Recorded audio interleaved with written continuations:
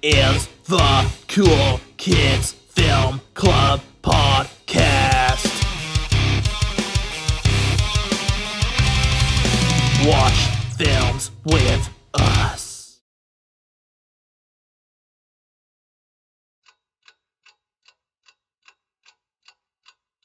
I don't know, there'll probably be some reggae music happening, so have you got any weed? Weed would be good. No, I don't deal with that kind of thing. No? No, evil stuff. If you start, it starts with weed, next thing you know, you're having sex. Yeah? So I don't want to go down that road. Fair enough. Welcome to the Cool Kids Film Club Podcast. I am Trevor Webb and that man is Gavin Rye. Gavin Rye, say hi! Right, how are you, Trevor? What have you been up to? What's been going on in your life? Funny you should ask, Gavin. Earlier, I went for a walk, and on my walk, I saw a dog, and the dog just started chasing after me. No reason, I could see. Just chasing after me. Seemed to evil eyes. Ran away. Found an abandoned building. Went in there. And I think I chose the wrong abandoned building to go into because there were more dogs in there, Gavin. There were like 5 or 6 of them now, surrounded by these dogs. I'm in the middle of a run. Another one comes in through the back door. Yeah, the one that was facing me originally. So I'm surrounded by these dogs, and I was thinking, "Oh shit, this is how it ends. I'm a goner." They were hungry, they were foaming at the mouth, Gavin. Nasty looking things. Anyway, just as like honing in on me. Yep. Fell through the floor again. I fall through the floor a lot. And you didn't fall through the floor, did you? I did. Last time it was the bath. I was in the bath. Oh, you were in the bath. Yeah. Oh yeah. Sorry, I forgot. But I fell through the floor and fell into this like big basement area, dark, damp area, and been stuck there ever since. Is it over? You finished? Well, yeah, but I'm still there now. So, I mean, if anyone's watching, can you send help, please? Because I'm stuck. Okay. What have you been up to? Nothing. Finished homeschool. No more homeschool. That's good. That's exciting. Back to work tomorrow. Fun times. So what are we watching this week? Well, that's not for me to say, Gavin. That is going to go to a man who...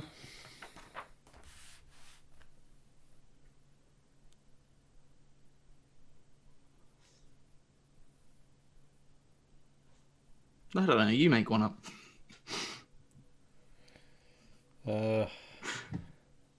Alright. Well, this is from a man who once instigated a riot based entirely on his hatred of the Ace of Base song Another Baby, All That She Wants. Yeah? Yeah, there you go. What's his problem with that? He hates it, and he started a big riot, and many people died. It was quite a sad time in history. But okay. He got his point across. Now everyone knows he hates that song. Is the song banned or anything like that, or is it? No, it's just you must know it. All that she wants is another baby. Yeah, that one. Yeah. So was his argument that she wanted more than a baby, or? No, he just didn't like the song. Okay. He's anti-babies. Anybody who wants one, he hates. That's entering into deflammatory. Deflammatory? That's not a word, is it? Defamation. There's a word there. Defamation of character. Yeah, you're getting into actual insults and lawsuits. What? He doesn't like babies. Yeah, that's quite a bold statement. Well, that's what he told me. He told you, so it's fact. Keir Mill hates babies. Is that what you're saying? That's what I'm saying. What? Cool Kids Film Club are not saying that, Keir. Gavin is saying that. Yep, and I'll say it again. Go on then. He hates babies. Who? Keir, he hates them. He makes shoes out of them. Shall we see what he has to say? What film he's suggesting? Yep. All right. Keir, over to you. Ooh, hooray! I won this week, did I? It's a competition, right? Basically, my movie got picked.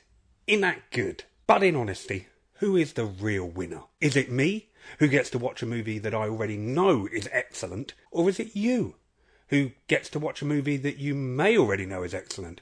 Or maybe you don't know it's excellent. Maybe you're soon to find out that it's excellent. And if you did know it was excellent to begin with, that would have put you in the same position as me, which already makes you a winner. But then did you suggest it? No, you didn't. I did. And if you don't know that it's excellent already, and you're soon to find out that it's excellent, you'll soon be in the same position as me and everyone else, but a little bit later, which makes me first. I'm the original. And originals are always the best. Ocean's 11 not included. And also, this is an original movie. It's a cracking social commentary on police brutality and culture clashes in France in 1995. And it's as relevant now as it was then, which is really rather worrying. Directed by Matt Kassovitz, this gritty urban classic is a slice of French cinematic perfection. This should be studied in schools. In fact, I believe it is. Okay? It should be learned from. And, quite frankly, it's becoming increasingly clear that it hasn't been. So, get with it. Pull your finger out. Haine, 1995. Let's go. Thank you for that introduction, Keir. Did you know anything about the film before you watched it? He says, two types of people. Which one are you? I had seen it long ago. Long ago I'd seen Haine. A few years. So yes, I was like the original him. I was cool like him. So yeah, as Keir pointed out, the film this week is Haine. Haine, I think it. I don't think you pronounce the H. Keir told me that. He said you don't pronounce the H. It's Haine. Haine. I don't know. But it's that. Before we start, we should point out that last week's 2-hour Shawshank Redemption podcast was, I'd say, a little bit on the long side. Too long. Yeah. So we're trying to shorten it down a bit, aren't we, Gavin? Yeah. Right down. So basically, Haine was good. What did you think? Have we got time for mine as well? Or... No, that'll do. Right, bye. So yeah, I put a poll up on Facebook. We've got 138 members on the group, and literally all of them, apart from one, replied. So thank you to all of you. Your help and your input was greatly appreciated. Literally only one person didn't. Warren Winter. Warren Winter didn't? Yeah, he's the only one who didn't reply. Bastard, Warren. Everyone else, thank you. Warren? What did everyone say then? Basically, they just said that Keir's really good and we should just have his segment, basically. And me and he should probably just sit back and let Keir do the work. All right. But we're going to do less. Instead of cutting us out completely, we're just going to do less. Right, Haine. Whoa. What now? Gavin, whoa. This podcast is going to contain spoilers. Do not watch this podcast if you have not seen the film. Have you seen the film? Yeah. Yeah? Twice now. Seen it twice. I've only seen it once, but I've seen it, so I can hear all your spoilers. That's fine. All right, then. So yeah, Haine. Film opens with a parable that repeats throughout the film about a man falling off of a skyscraper. With each floor that he falls past, he keeps repeating to himself. So far, so good. So far, so good. So far, so good. But as we're then told, it's not how you fall that matters, it's how you land. What did you think of that parable, and what do you take from it? Well, it's told again at the end, isn't it? It's what I took. It's like society is falling, and so far so good. But how's it going to end? How's it going to fall? We haven't got there yet, so we don't know.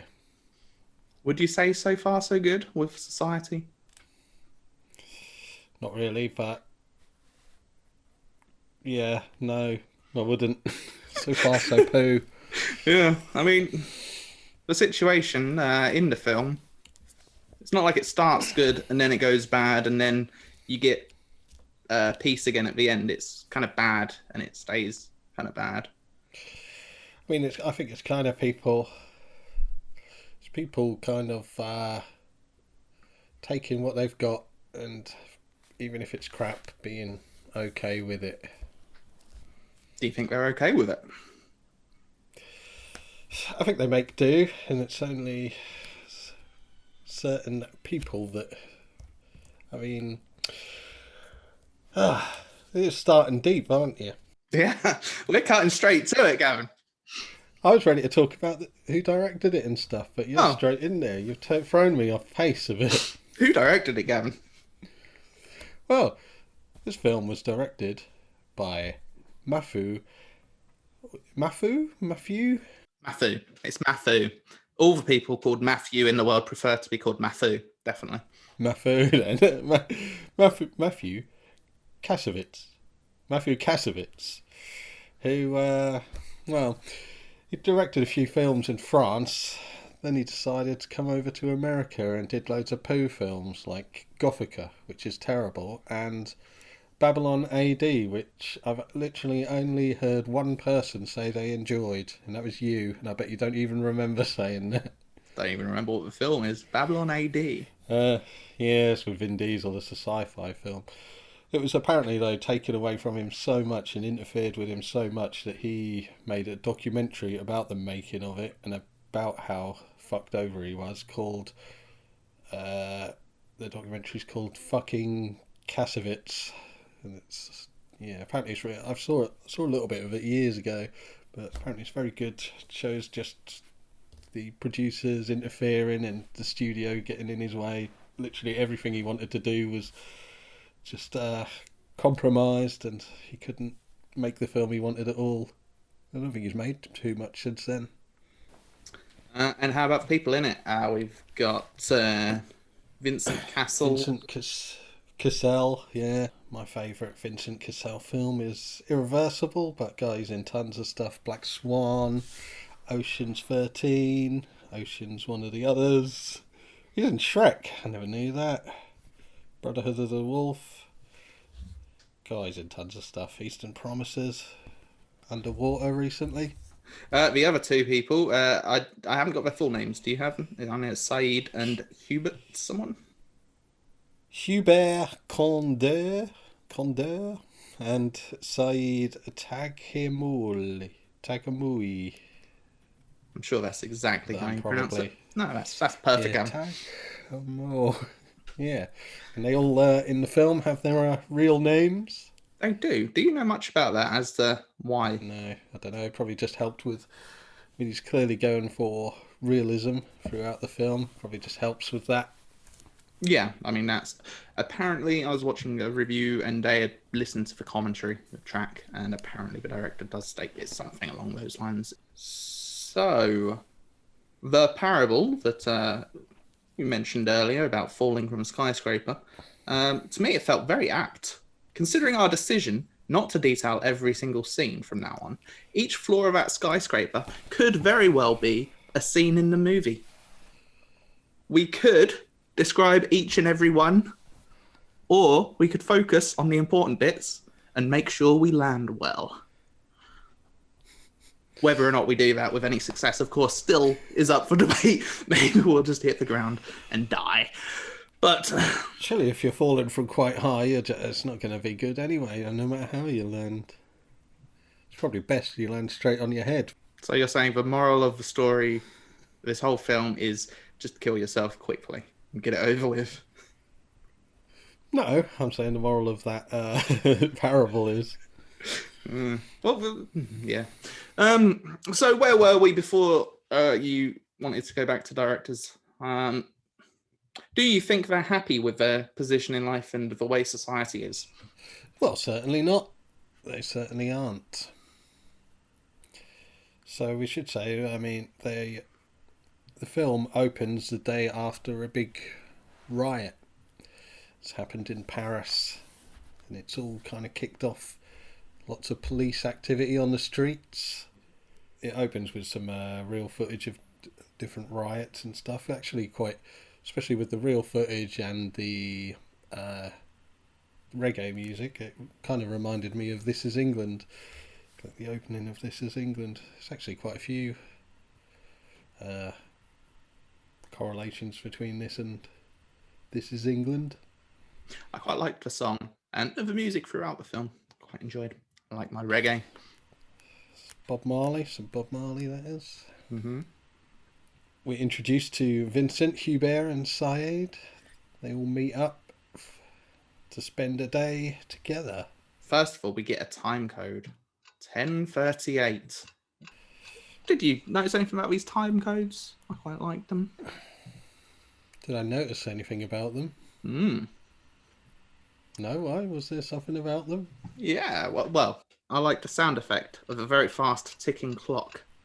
Every time you see one, and it felt a bit like a time bomb waiting to go off. Each time you got that clock coming up, is like you're getting closer to event. Yeah, I guess so. Yeah, it's all set in over, well, basically 24 hours, isn't it? A little short of 24 hours, I suppose, because the last bit happens early in the morning, but it's just to emphasise, I think, that, it's all one day, a day in the life of these three characters. Vince, Saeed, and Hubert. Hubert? Is it Hubert? Hubert. They're quite a cross-section of various different things, like races, because you've obviously got Hubert, he's not Afro-Caribbean, Afro-French. You've got Saeed, who, I'm not sure of his background, but he's Arab of some sort. And Vincent Cassel, who's he's French, but he's a Jew, that's brought up. And they're all very different character-wise as well. Like Cassel's quite hot-headed. He's got all of these thoughts of how he's going to get back at the police. Hubert's a little more level-headed. He just kind of wants to get out of the whole situation and quite often calms down Vince. And Saeed's a difficult one. I think he's a little more just living for the moment. He's there, like at one point he tags like "fuck the police" on the police van. I think at times he's just having a bit more fun with the riots rather than taking them on some serious level. Three interesting characters who end up playing off each other quite well. What were your thoughts on them? Same as you, mostly. Certainly portrayed very well, acted very well. They felt very real characters. Hubert certainly starts more grounded. Getting into spoilers for later, he doesn't end up quite grounded. He changes a bit, but we'll get into that later. None of them are really likable, are they? Which was what problem I had with the film. I disagree. I don't think they're dislikable at all. They're not great people, but they're certainly not awful. I mean, for the most part, they try and do somewhat the right thing. It's only the police they're aggressive towards. So there's a little bit in the gallery later, but no, I didn't dislike any of them. The gallery scene was specifically where I started to dislike Hubert, actually, because up until that point he's quite level-headed and grounded, as you said, wanting to get out and not be part of the problem. But then in that scene, he just seemed a bit of a dick. But so did all of them, to be fair. I think there's good reason. I mean, that scene is completely about class, isn't it? That's about the upper class looking down on the work. Well, are they working class even? On the lower class. I think that scene is all about the separation between the two. And if you are ever looked down on, if you're watching this and you are one of those people who gets looked down on by some ladies at a party, definitely raise your fist to them and then smash some art, swear at everyone, and call them all ugly. That's how you progress in life, isn't it? That's how you show that you're the better person. And I think that comes more down to the anger between the two rather than literally what they're doing. I think that's more what's the word I'm looking for? I've lost my words. You know, when you... Yeah, I know exactly what you mean. But for the people at home, maybe go into a bit more detail. I wasn't trying... I've got a proper tip of my tongue moment. Right, I'm going to think about it. Metaphor. It's like a metaphor. Yeah. Okay. That's what I was looking for. Go on then, explain the metaphor. Well, just the lower classes' anger at the upper class. I don't think it's so much to be taken literally as, I'm raising my fist. I missed that bit though. I didn't see him raise his fist. Saeed raises his fist to one of the girls when they start talking back to them. Before class or anything is brought up, really. He's just hitting on them. They don't seem impressed, so he raises his fist to her. It's not about it being brought up. I think that's pretty obvious with the fact that they're at some high-class gallery. I don't think you then need to say, hello, we are higher class. If you're going to take issue with the separation of classes, then it has to be pointed out, surely. Otherwise, they're not being victimised for being lower class. They're being victimised for raising their fists to a woman and for causing a scene. Oh, they're looked down on right from the start, right from when they go in there. But they're allowed in, they're eating, they've got free food. They've missed a train, they're in this area, they've got shelter, food. You know, they've been let in. What's their issue? Yeah, you're taking it as a literal scene, like, as they are looked down on. I mean, he's even just sat down at one point, I think, Vincent, and the guy just says, you're in front of the art, like telling him to move. They look down on the whole time. They're in there. I'm sure they would say that to anyone, regardless of class. If someone stood right in front of something, I'm pretty sure they'd be asked to move. I don't think that has anything to do with class. Yes, they are probably looked down on, but I don't feel it was portrayed very well. Or that was the reason they got angry. It seems, I don't know, portrayed fine to me. Got it. Fair enough. That's obviously later on anyway, that gallery scene. The first scene I made a note of, which I wanted to bring up, was the scene on the roof with the hot dogs and things, where Vince is talking to Hubert. He says that he was offered community service or a month in jail, but he was saying that he wanted to go to jail because everyone around him had been to jail and he wants to fit in.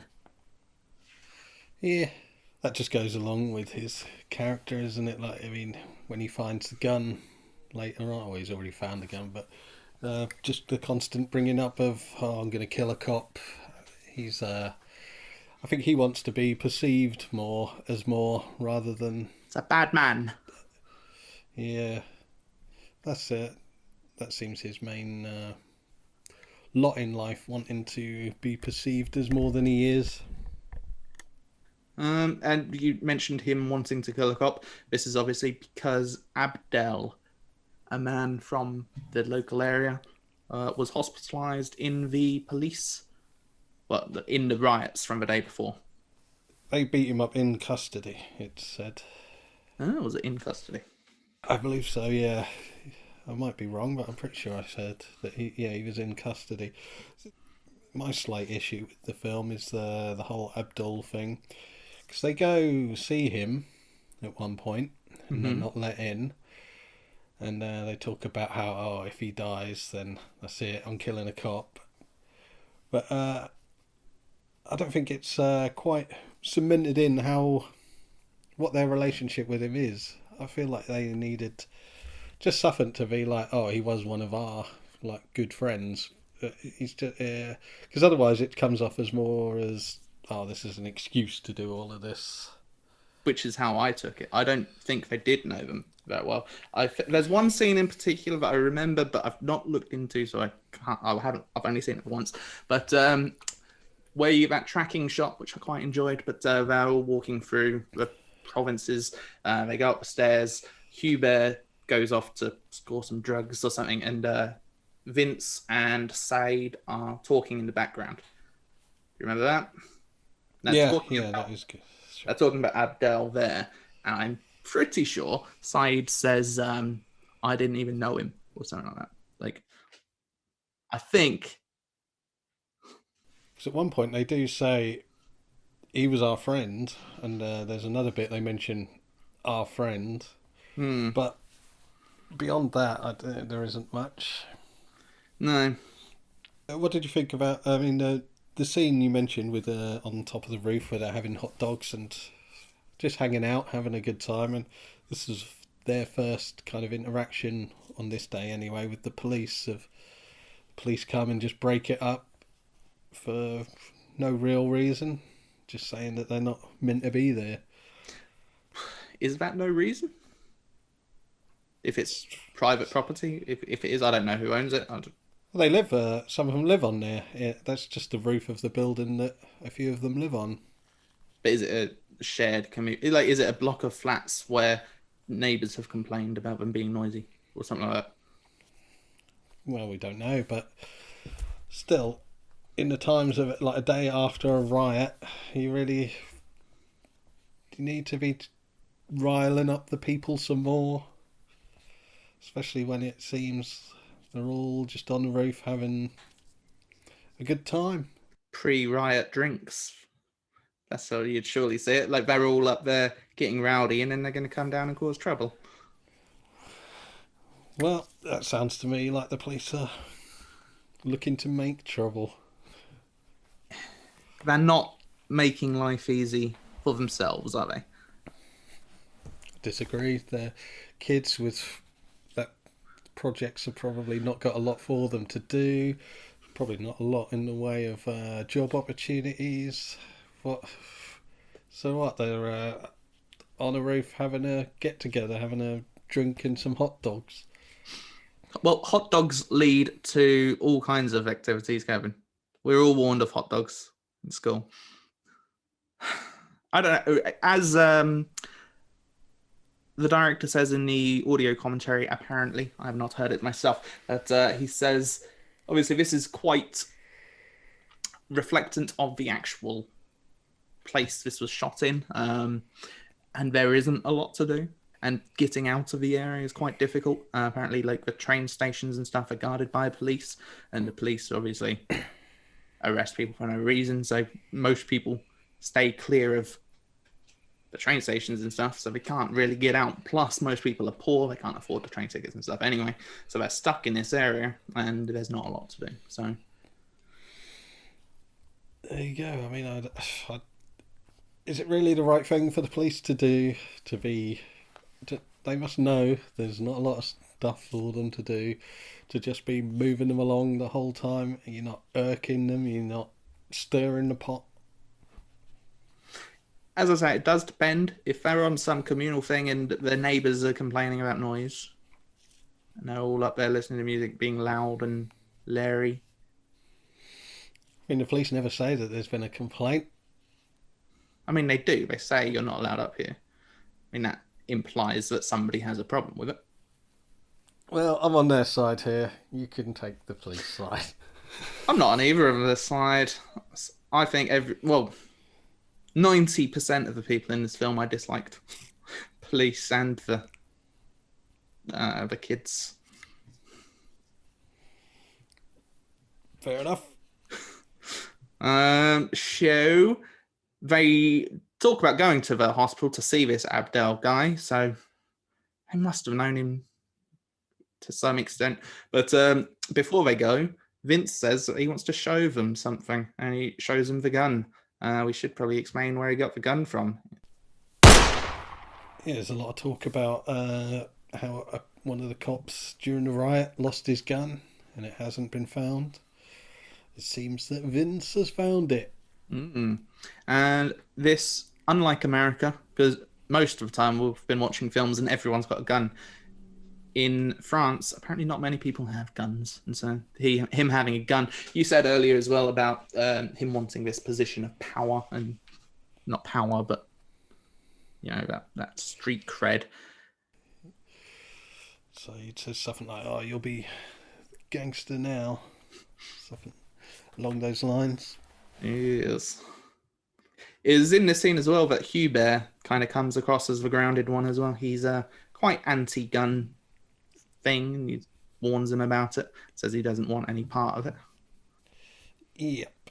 I mean, also should mention that Hubert said that his main passion is boxing, and his gym was burnt down in the riots. That is a good fact, actually, because he doesn't seem to care too much about his gym being burned down. He says he doesn't want to know who burns it down. And later on, he has a conversation with a cop who's saying he can get him a grant for getting a new gym built up, and he doesn't seem interested. It's because quite a few times he mentions wanting to get out, so I don't see why he'd be bothered about a gym and or getting a grant for a gym if he wants to get out of town. I mean, if anything, he's probably using that as something to spur him on to, kick himself in the arse to get out. Yeah. We get a breakdancing scene, which I quite liked. They're all breakdancing in the hood. And this, I've always wanted to breakdance. I'd love to be able to breakdance. Kind of to have some kind of unexpected skill. Like, you wouldn't think, oh, Trevor, I bet he's an excellent breakdancer. And then you just go out and I start busting the moves.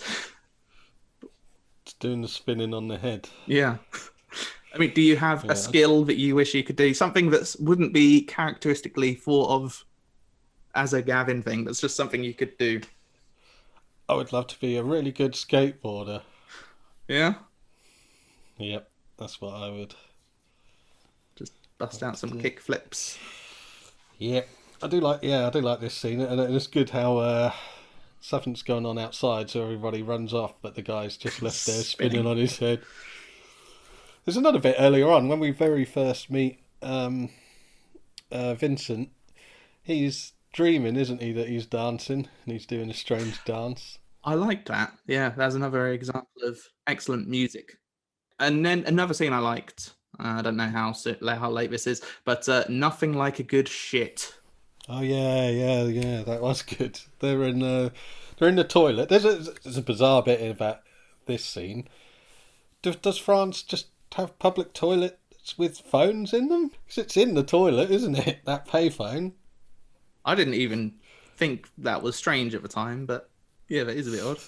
Oh, I did. That's a brilliant shot as well, because the screen is like split into three. You've got Vincent on the left having a piss, Saeed in the middle on the phone, and then it's like a mirror reflection of Hubert. Actually, I think Hubert is having a piss and Vincent's washing his hands. Great shot. No, it was. And as they're chatting away, just out of the toilet comes an old man. Very short man as well. The camera's up, the door opens, the camera's there, and it has to pan down to see him. And he's stood up and he says, nothing like a good shit. And he has an excellent story to tell. Yeah, what was the story? I'll find that in my notes. About his friend Granwalski, who died whilst taking a shit, because they were on a train together and they're all huddled up and there's nowhere to shit on the train, so they had to, when the train stops, they have to run off and do their shit quickly and then get back on the train before it leaves. Yes. This Granwalski guy was caught with his trousers down, and he ended up being left there and he froze to death. it brings the film to a very surreal kind of stop. I liked it. Yeah. Everything up until this point was quite serious, and then this was kind of comedic, and it definitely easily one of my favourite scenes in the film. I'd have to agree, I think. Yes, up there for me. That and I think the next scene actually is one of my favourites as well, when they go see Snoopy. Did you know, fun fact about Snoopy, in the original script he was called Asterix. I did, yeah. I used to read... Do you know Asterix? I used to read Asterix when I was little. Asterix and Obelix, isn't it? The other guy. Yeah, Obelix. Like that. I think they still make those films. They're really big in France. Mm-hmm. So, yeah, what did you think of Asterix / Snoopy? Sloopy. Well, he's a bit off his mind. Can you be off your mind? Yeah, sure. He is off his mind. So, yeah, we go up there. It's only because, Saeed's owed money by him. So they go up to some really rich area. And apparently he's looking after it for a friend, although he's taking it now. He's decided it's his. And, yeah, when he finds out he's got a gun, when he finds out Vincent's got a gun, he just starts playing Russian roulette. Then starts slapping Vince about. It's very strange. Telling him that he should join him in the game. Yeah. But it turns out he didn't even have any bullets in. He's using some magic. Yeah. Still, I don't see how slapping Vincent about is ever going to come out well. He's a bit hot-headed as it is, without getting slapped round the face by Snoopy. Yeah, it was an odd scene, but I enjoyed it. And yeah, obviously we have the police scene where Huber and Saeed are arrested and treated quite poorly in the police station. For nothing, really. Yeah, for nothing. Well, yeah, for nothing. It's clearly just because they are in a good area and they look like kids who don't belong in a good area. I felt it was probably the woman, because when they're trying to get into Snoopy's place, there's that woman telling them to leave. She probably called the police, and so the police were waiting around because they had a disturbance. Do you think it was just for nothing, or do you think it was linked? No, I don't think it's linked, because they're asking them like what they're doing there. I think there's just a heavy police presence at the minute, and these kids who look like they're from the projects in a nice part of town, I think that's enough. You're definitely on the kids' side, though, aren't you? Oh, definitely. Yeah. I bet if the police had no reason to arrest them, they're just there doing innocent things. It's poor kids. Well, they don't really do it. They're not doing anything. No, but at that woman who comes to the door, especially Vince, he's shouting at her. And do you not think it's believable that she may have called the police? Possibly, but no, I'm going to go with just arrested for nothing. I like how when they are arrested in the police station, it looks like the two police are training a new cop. Yeah. And they're like talking about the best way to be to beating him and stuff, and he doesn't seem into it. No, but also doesn't really do anything to stop it. Well, no, but he's probably a new guy, isn't he? It's quite tough. My point here is it's a commentary on society, isn't it? People see things but don't do anything about it. It is. That's what I took from him. Are they even trying to get anything out of them? I don't think so. No. And they purposely let them out so they've missed their last train. Yes.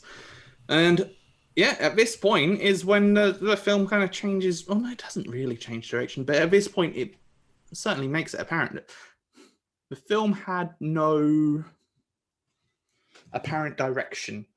It's just literally a day in the life of these kids' lives, really.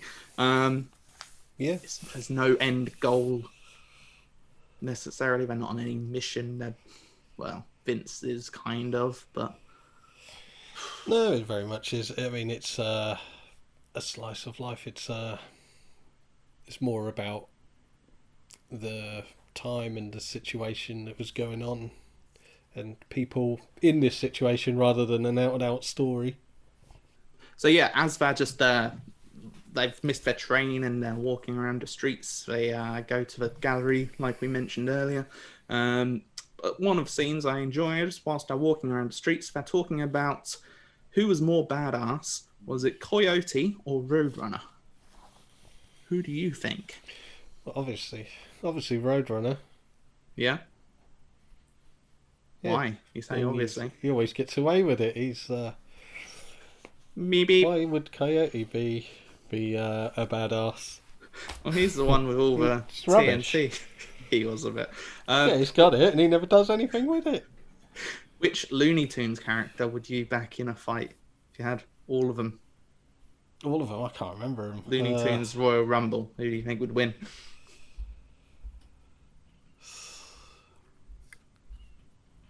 Bugs Bunny. Bugs Bunny.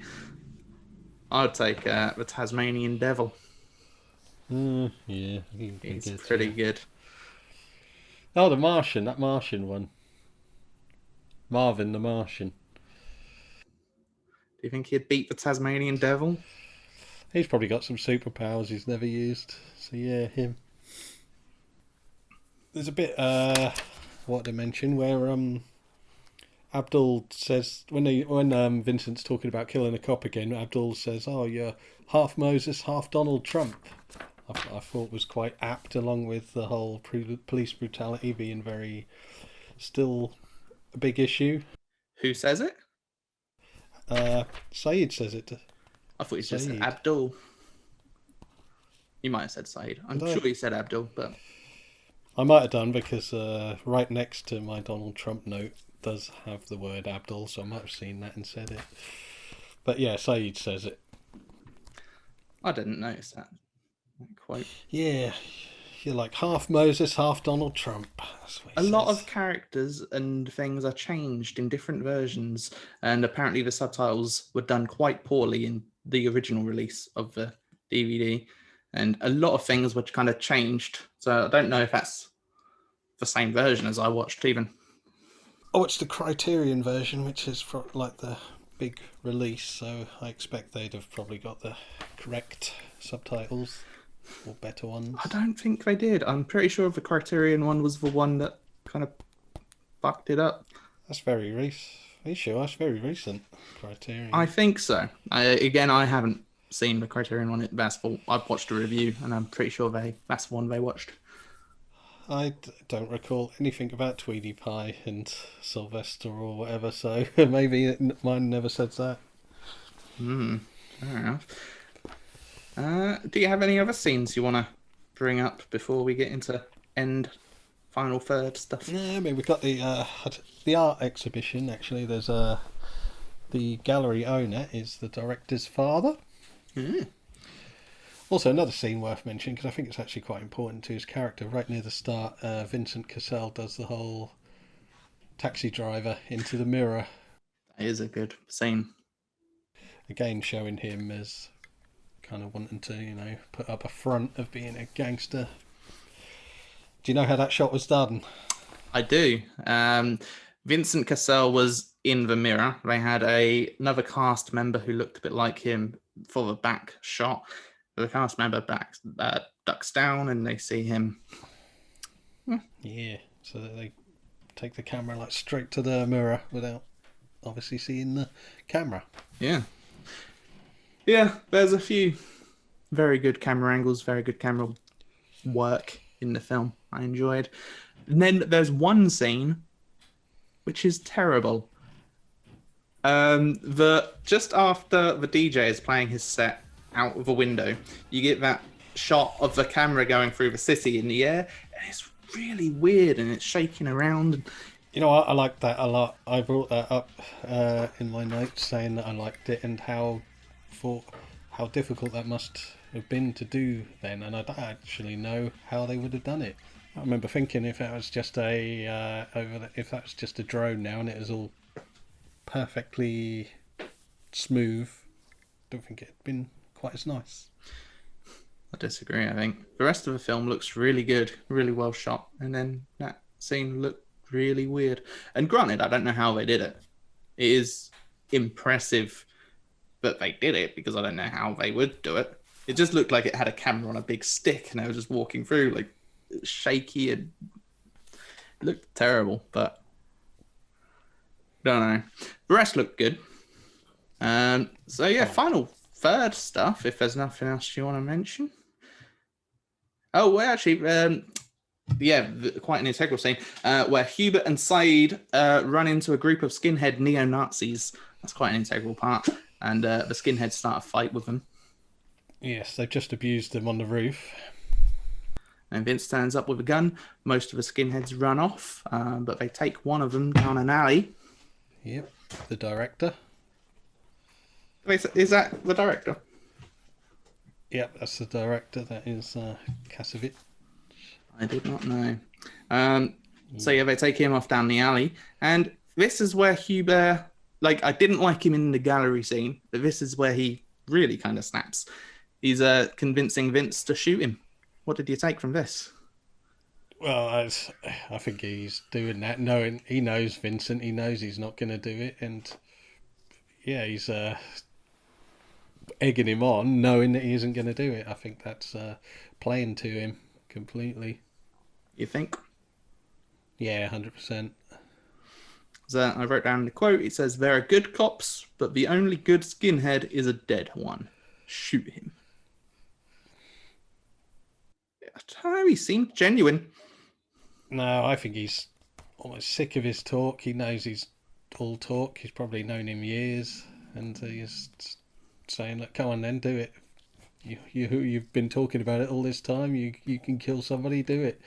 And I think that's probably an expendable person for Hubert. He's like, if he does kill him, like, oh bloody hell! But he knows he isn't going to kill him.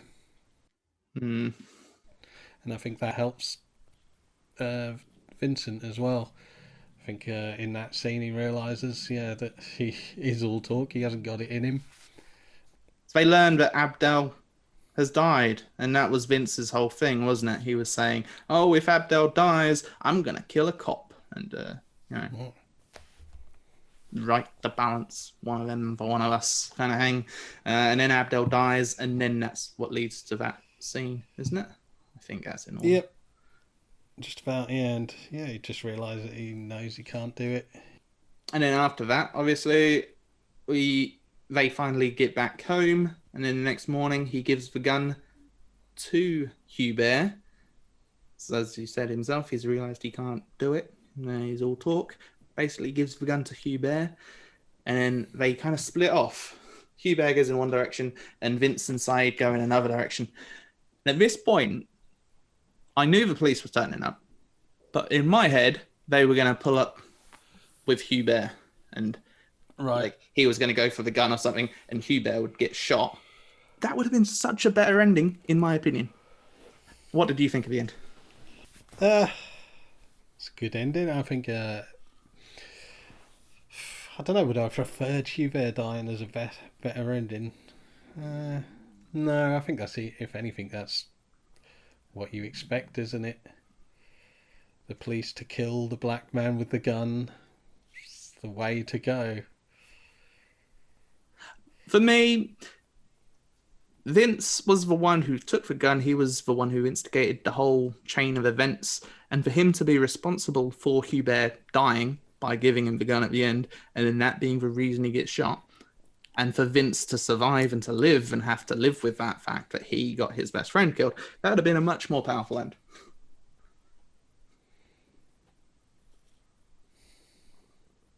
I mean, the ending's left a little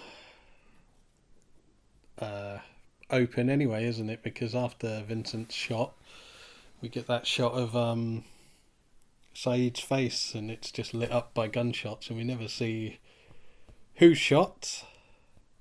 Yeah, I mean, it doesn't matter really, does it? It's the ticking clock, the time bomb waiting to go off.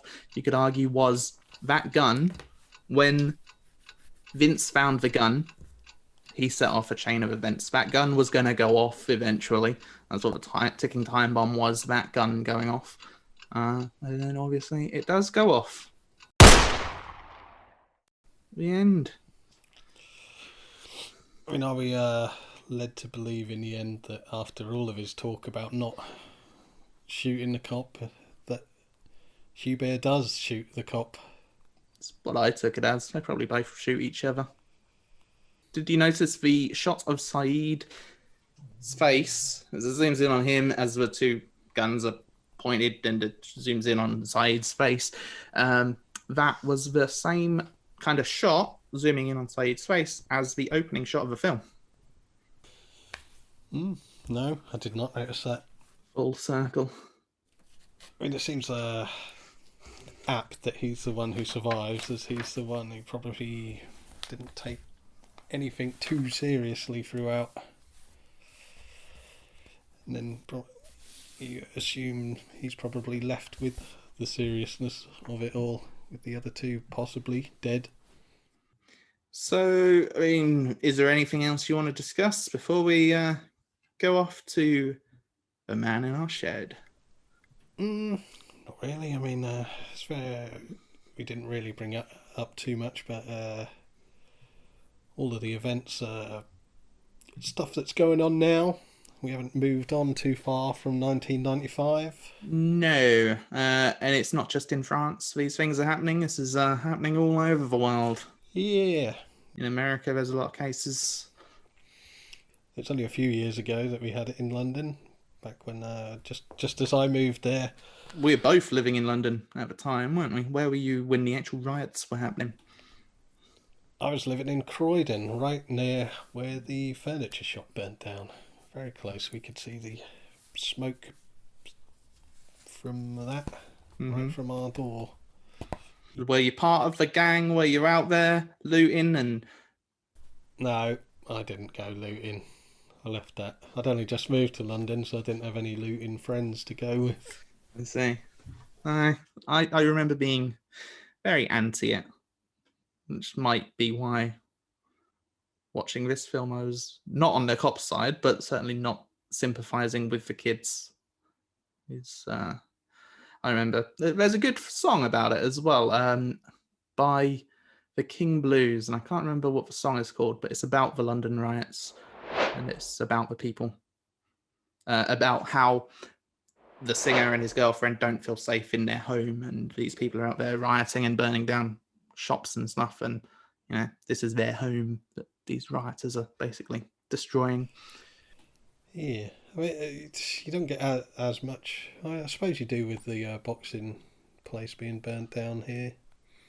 There's one character who has his car burnt out as well in this. So yeah, what are your final thoughts of the film? I'll let you go first. I usually go first. Well, first of all, we've got to go to Keir. Oh, okay, yeah, I forgot about him. There's a man in my shed. He's been there for 10 weeks now, and he wants to say a bit about the film, so we should probably let him. So, give a cheer for Keir! Yay! La M, the gritty urban mid-90s classic from Matu Kassovitz. The continental train spotting, if you will. The European do the right thing. This unsettling socio-commentary on racism, class, culture and police brutality is as unnerving and poignant now as it was when it collected all the accolades at an array of international film festivals back in 1995. Cannes, César, Lumières. Packing a belly punch right from the off, the film opens with the ominous dedication to everyone who died whilst filming it, whilst showing real footage of the riots that tore through the Parisian suburbs in 1995, set to the powerful beat of Bob Marley's Burnin' and Lootin'. Now, the audience could take this one of two ways. We are either just about to watch a movie drenched in political exposition, or we're about to see the unluckiest movie ever made. However, we are firmly led towards the notion of a narrative leaning towards tackling the issue of civil unrest as the credits appear. The cast are split into what appears like teams, much like the Sharks and the Jets, or the Montagues and the Capulets. Here we have Paris, the city, the police, with little common ground or wish for understanding between any of them. A perception punctuated by the graffiti that is drawn to our attention. Thank you, subtitles. Fight for justice, don't forget the police kill, etc. Now, all this is thrown at us before we even meet any of the characters. It's a lot to take in. Said is the first to help open our eyes to the story which Kassovitz is trying to tell. And he does this by opening his eyes. They snap open on a close-up, as black and deadly determined as a great white, before he takes us on a stroll through the banlieues. We are afforded a sense of the world that Said lives in, as we see burnt-out car after car, stripped to the bare bricks shopping malls, and typically all the ingredients to evoke a constant sense of general urban decay. Next, we meet Vince, dancing in a spotlighted underpass. He seems to be carrying out a sort of jig akin to that of a circus performer. Vince is the actor of the soon-to-be trio, a man caught up in appearance and pose, a characteristic further emphasised by his rendition of Robert De Niro's Taxi Driver in the bathroom. You talking to me? Before we meet our third amigo, there is a nice little reference to the Marx Brothers classic, The Cocoa Nuts. As Said retells the classic gag, right now I'd do anything for money. I'd kill someone for money. I'd kill you for money. Ah, no, you're my friend. I'd kill you for nothing. Now, there's probably nothing at all to dissect here. It's just a light bit of humour, and I got the reference. So, it makes me feel smart. However, the fact that I can't seem to find the underlying message does somewhat take away this sense of achievement. Hubert is the final piece in the friendship jigsaw. He is introduced to us beating a punching bag in poetical slow motion. With the physique of a bull, this really is a stunning piece of film work, and it will make a cracking poster. We are very soon asked to consider the part the media plays in driving a rift between two warring parties and exacerbating an already tempestuous relationship for their own personal gain as they try to gather up sound bites from the youth, regardless of whether the individuals they find were even involved in the uprising. Labelling and packaging an entire generation together under the same banner is a dangerous activity, and one that in the immediacy only serves to create monsters where perhaps there were none. It's like a snake eating its own tail situation. You call us animals, we'll behave like animals. Well, you keep demonstrating that our assumptions are correct, and we'll keep assuming. Yeah, it's not a subtle message, but it is a powerful one. Slightly more sophisticated are the little side stories that their supporting players tell, dropping by like biblical bards with little parables of wisdom. There is the story about the candid cameraman who tricks somebody into believing that they are being set up, when in fact they are not being set up, which only leads them to behave as they would if they were actually being set up. This mirrors the situation between the police and the people perfectly, and is really hammered home when at the end of the story the boy is asked, "What happened next?" And he replies, "Nothing.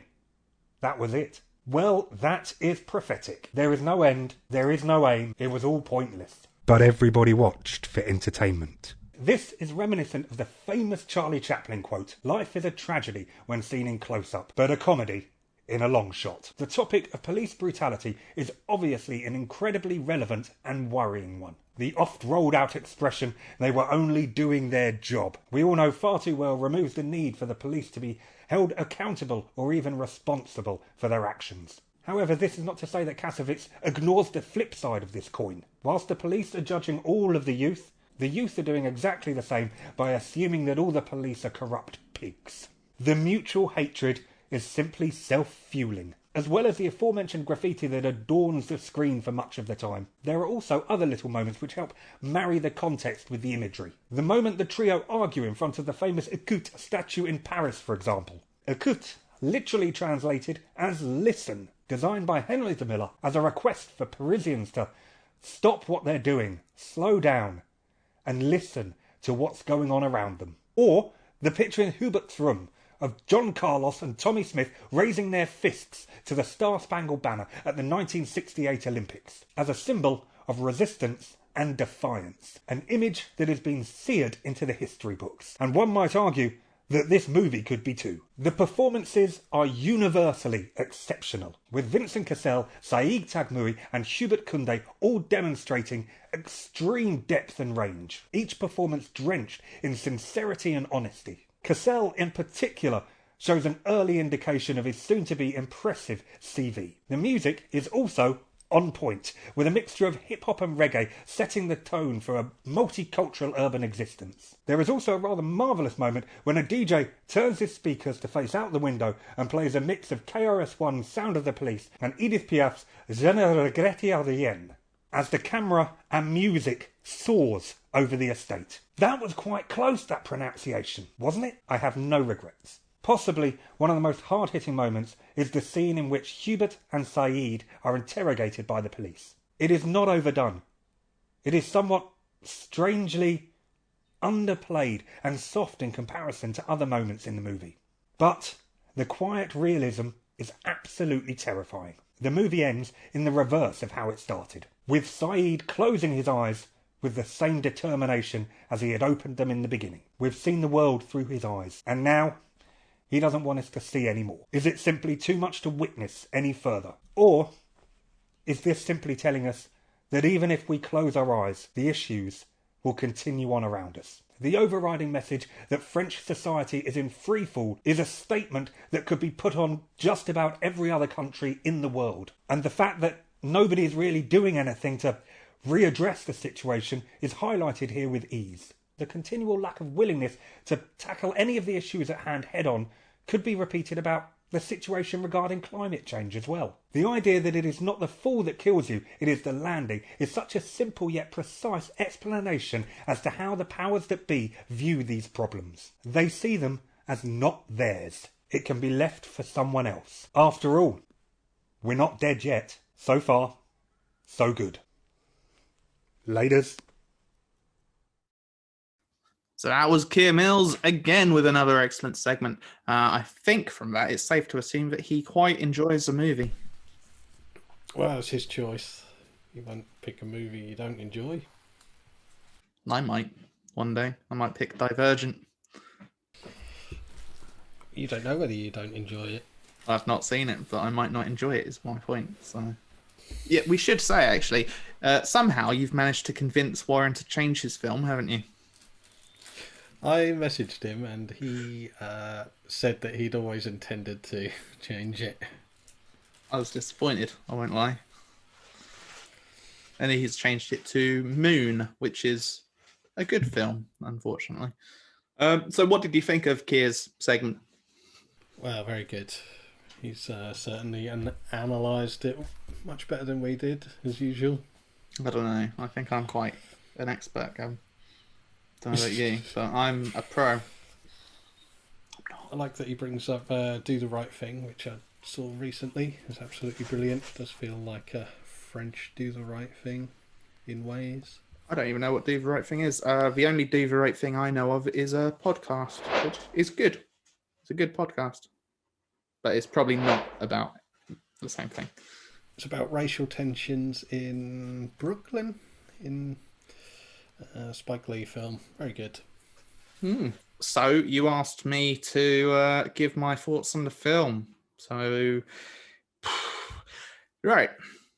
Should start by saying that I totally understand the issues with police brutality, the riots, obviously not a good thing. I understand that hate breeds hate, and I agree with the message that the film is putting across. I liked the look of the film. I thought the camera work and the black and white aesthetics, which we haven't actually mentioned the black and white factor yet. This is the third film out of 10 that we've done that have been in black and white. But yeah, I liked the look of it. It was also acted very well. But I'm not sure I liked it too much. I think I'm in the minority here. I haven't looked up too many overall ratings, but I haven't seen many negative things said about it. I know you love it. I know Keir loves it. I didn't hate it, but I didn't like any of the characters. They're all assholes. There's no real story arc. It has a message it's trying to convey of this is what's happening, and as a slice of life, as a showing people what's happening, or and trying to point out that it needs to change, that's good. But as a film and as entertainment, it had a few good scenes, but I didn't really love it. In my opinion, you needed at least one of the three friends to remain grounded throughout the film, and Hubert was that character. And then when he kind of turned, and him turning into a bit of a dick as well, that's where it lost it for me. I also didn't love the end scene. I felt that could have been done a lot better. So, didn't hate it. A lot of good stuff happens, but I didn't love it either. And so for me, I gave it a rather ordinary 6 out of 10. Well, I would have to disagree with a lot of that. I didn't hate the characters at all, and I don't understand where you think Hubert turns to arsehole. I mean, if it's that scene where he's egging on Vincent to shoot the skinhead, I think Before that, that's completely... gallery scene. Does he? He doesn't do that much in the gallery. He pushes an art exhibition over. Oh, I don't think that's very arsehole-y. No, it's all right. You do that every other day, don't you, go? In the Anyway, carry on. situation. Interrupted you. Anyway, yeah, shot brilliantly. I love the black and white. It was actually originally meant to be in colour. He only decided afterwards to make it black and white, which is interesting because I don't think it would have been the same film in colour. Where, like, we watched The Ghost Waits, I feel would have been just fine in colour. This, I think the black and white works for it. It's great acting throughout. I didn't dislike any of the main three. Vincent has his issues throughout, but I think he comes around in the end. Not that he's given much of a chance after being killed, but I think that's a turning point for him if he wasn't killed. Yeah, acting superb. It is a film that is bringing up and highlighting these issues. It doesn't offer us any solutions. I mean, that's a difficult kettle of fish. What are the solutions? And it hits hard. Great soundtrack. I'm going to give it a very solid 8 out of 10. If only the director had gone on to better things. So 8 and 6 is 14. Averages out at 7 out of 10 is our overall rating. Dear. 100% on Rotten Tomatoes. I didn't dislike it. I liked a lot of aspects. A 6 isn't low. To be fair, I debated going lower than 6, but I think 6 is fair. But yeah, I think it's going to become apparent when we watch films, quite arty films. This is quite arty, and Come and See was quite arty. They're not my bag. I gave Come and See a higher rating than I usually would because it was quite powerful. This wasn't so. It didn't have the same emotion as Come and See has, you know. Oh, I'm going to give you a David Lynch film next then, if you don't like arty. Great. Some Inland Empire. 3.5 hours of complete brilliant nonsense. Sounds amazing. Love it. Right. One thing left to do. We need to pick next week's film. We have 7 in the hat. The options are all on the Facebook page. Night of the Creeps, Juno, From Dusk Till Dawn, Moon, Rubber, The Departed, and I Care a Lot are the options. We need to put in numbers 1 through 22. So 22 entries each week. If your film isn't picked, you get another entry. So depending on how long you've been waiting, you get a higher chance of being picked. So 1 is the lowest number. 22 is the highest number. What number do you predict 14. it will be? 14? Close. 11. 11. And 11 is someone called Tara Rye's film. Do you know her?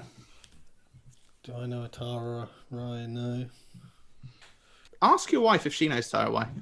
Tara Rye. Ask my Get wife. her. Yeah, ask her to come on camera and see if she knows. Do you know anyone called Tara Rye? I heard of somebody called Tara Rye. Come on. Her film has been picked. It's this camera. Yes, I know. You tell me every time. Hi. Told you my hair looked. Oh, she can't hear. Hang on. Hello. This feels like we're. Hello. This feels like we're in school. Do you know anyone called Tara Rye? Because her film's been picked. No, don't know anyone called Tara Rye, I'm afraid. Well, all right. It's great having you on, Tara. Whatever your name is. Tara Shaw. That's what my birth certificate doesn't even say Tara Wait a Shaw. minute. I married you. It must be you. Oh yeah, I forgot to change my name 7 years ago. Yeah. Oh, So it it's must your be me. film. Your film's been picked. Yay! You want to tell everyone what your film is? I picked Juno. Juno. Yes, I have a love for Elliot Page because he is a transgender. Do I have to explain why I picked it? Why not you? Okay, that's It'd good. be in your intro. Yeah, we would like a video from you for next week's podcast. I might brush my hair for next week's podcast. Ooh, good. Well. I got a good Juno story for next week. Oh, wow. Strange way that I saw it once. Leaving them on a cliffhanger. That'll make the guys come back for next week, won't it? Definitely. All. I'm worried about my hair. You've not even shaved. No, I haven't. There we go. A couple of scruffs we are in this household. Are we going now? Yeah, I'm going to go. I want my lunch. Yeah, so come back next week for Gavin's excellent Juno story and Tara Rye's brushed hair. That'll be exciting. Bye. Bye! There we go. This is the Cool Kids Film Club podcast. Watch films with